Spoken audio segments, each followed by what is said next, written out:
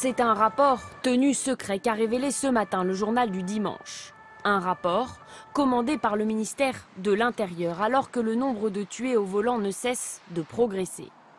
En 2014, la mortalité sur les routes a bondi de 3,7%.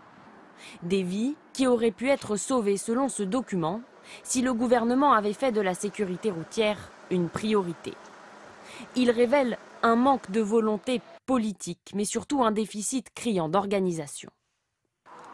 Le dispositif est dispersé entre de très nombreux acteurs, y compris au sein de l'État.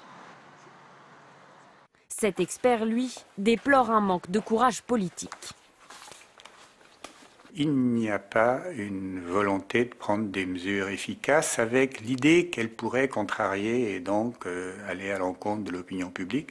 Ça dépend comment on explique les choses. Les radars automatiques en 2002, c'était pas l'enthousiasme. Et puis quand on a vu que ça avait divisé par 2 la mortalité, les gens ont reconnu l'efficacité.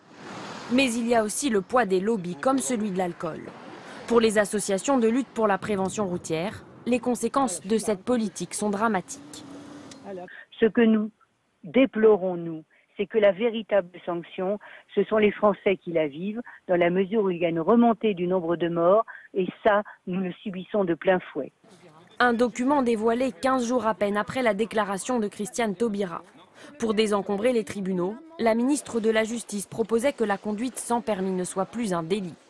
Face à la montée au créneau des associations, la ministre avait dû faire marche arrière, alors qu'une série d'accidents particulièrement meurtriers ont endeuillé la France depuis le début de l'été.